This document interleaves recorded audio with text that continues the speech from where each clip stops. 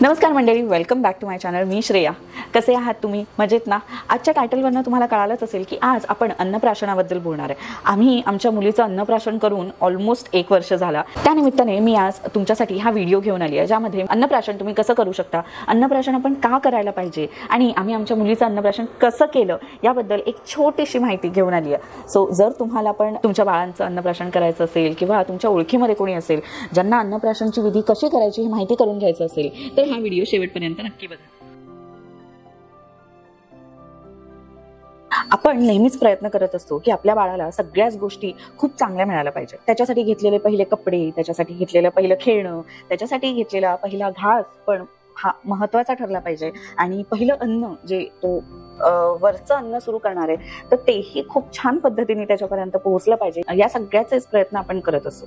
So अन्नप्राशन यासाठी म्हणजे आजकाल हा खूप जास्त ट्रेंड पण आहे. खूप म्हणजे सगळेच आई वडील प्रयत्न करतात की आपल्या मुलाचं अन्नप्राशन किंवा राईस सेरेमनी आपण जे म्हणतो तर ती खूप छान झाली पाहिजे. आपण सगळ्यांनीच मिळून घरातले सगळेच जण एकत्र येऊन छान सेलिब्रेट करतात. त्या बाळाला सगळ्याच गोष्टी खूप चांगल्या चांगल्या पद्धतीने म्हणजे तुम्ही खूप सगळे व्हिडिओज बघितले असतील आणि त्यामध्ये तुम्हाला खूप सगळे पदार्थ दिसतात जे ते बाळ कधी म्हणजे त्या दिवशी तरी खात नाही, पण तरी आपण खूप छान पद्धतीने ते सगळं सजवतो, रुखवत मांडतो. आणि या सगळ्या पद्धती जरी आहेत आणि आजकाल अन्नप्राशन जरी थोडासा ट्रेंड आणि असं सगळं आपण त्याला मॉडर्नाइज केलेलं आहे त्या गोष्टीला, पण त्या गोष्टीला खूप जास्त अन्नप्राशन ही एक खूप महत्वाची विधी आपल्या बाळाच्या आयुष्यात होतं. एखाद्या माणसाच्या पूर्ण आयुष्यभरामध्ये हिंदू संस्कृतीनुसार 16 संस्कार केले जातात आणि त्यापैकी एक संस्कार म्हणजे अन्नप्राशन. आणि या अन्नप्राशनाचं महत्व खूप जास्त यासाठी पण आहे कारण 6 महिन्यापर्यंत ते बाळ आईच्या दुधावरतीच अवलंबून असतं. 6 महिन्यानंतर हळूहळू बाळाला दात यायला सुरुवात होतात आणि त्याला वरचं अन्न सुरू करायची प्रथा आणि सायंटिफिकली पण म्हणजे जर मेडिकल भाषेमध्ये म्हटलं तर आपल्याला डॉक्टर्स पण सांगतात की 6 महिन्यापर्यंत आजकाल तर पाणी पण आपण देत नाही बाळाला. सो येस, वरचं कोणतीच गोष्ट आपल्याला बाळाला पहिल्या 6 महिन्यात द्यायची नसते. 6 महिन्यानंतर आपण त्याला वरचं अन्न सुरू करतो आणि त्याच वेळेस आपण अन्नप्राशन ही विधी करतो. अन्न हे केवळ आपल्या शरीराचं पोषण नाही करत, आपल्या मनासाठी, आपल्या बुद्धीसाठी, आपल्या ऊर्जेसाठी आणि आपल्या आत्म्यासाठी आणि त्यांनाही ते पोषण देत असतं. त्यामुळेच आपण जे खातोय त्या पद्धतीने आपल्या आचारांमध्ये, विचारांमध्ये फरक पडत असतो.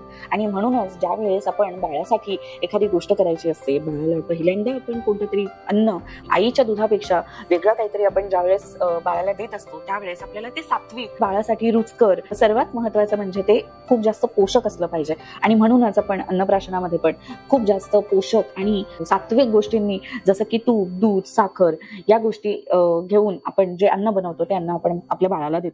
आणि त्यामुळेच त्या बाळाला आपण कुठेतरी सात्विक विचार करण्यासाठी, चांगला विचार करण्यासाठी प्रवृत्त करत असतो. सो फक्तच तो सोहळा बाळाच्या पोषणासाठी नाही तर त्याचा सर्वांगीण विकास व्हावा म्हणून पण असतो.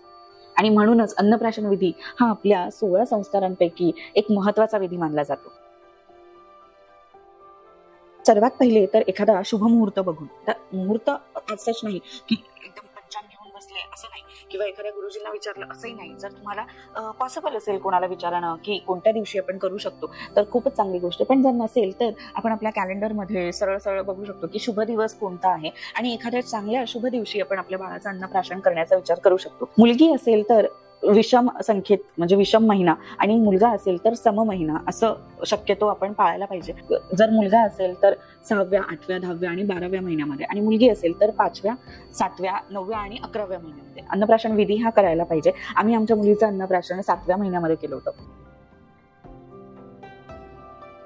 आपल्या आयुष्यामध्ये म्हणजे कोणत्याही व्यक्तीच्या आयुष्यामध्ये ज्या वेळेस तो वरचं अन्न घ्यायला सुरुवात करतो त्यावेळेस त्याचं एक माइलस्टोन पूर्ण होतं आणि ते माइलस्टोन आपण सेलिब्रेट करत असतो. तर सकाळी उठून तुम्ही बाळाला छान अंघोळ घाला, त्याला छान तयार करा, छान नवीन कपडे घ्या, त्याला एखाद्या मंदिरात घेऊन जा किंवा आपल्याच घरामध्ये देवांसमोर बसून त्याच्यावरती चांगले संस्कार होऊ दे अशी प्रार्थना करून आपण अन्नप्राशन विधी हा करायला पाहिजे.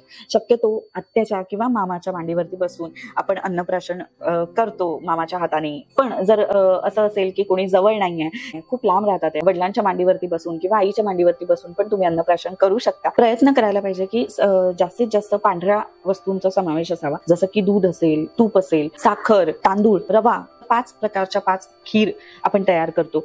शिरा असेल तरी चालेल, तर 5 प्रकारच्या 5 खीरी, फळं आणि वेगळे वेगळे प्रकारचे ज्यूसेस, आंबट असेल, तुरट असेल, खारट असेल, कडू असेल, असे वेगळे वेगळे जे रस आहेत ते सगळे रस आपल्याला आपल्या बाळाला द्यायचे असतात. सगळ्याच गोष्टी बाळ त्या दिवशी पहिल्याच दिवशी खाईल असं नाही, पण खीर हे मुळात बाळाला आपल्याला त्या दिवशी द्यायची असते. अशा पद्धतीने आपण बाळाचं अन्नप्राशन विधी पार पाडतो. आम्ही आमच्या बाळाचा अन्नप्राशन विधी कसा केला हे मी तुम्हाला आता व्हिडिओमध्ये दाखवणारच आहे. सो येस, त्यामध्ये काही अशा गोष्टी आहेत ज्या आम्ही घरी बनवल्या होत्या, काही गोष्टी आम्ही बाहेरून आणल्या होत्या. चला तर मग मंडळी बघूया आम्ही आमच्या मुलीचं अन्नप्राशन कसं केलं ते.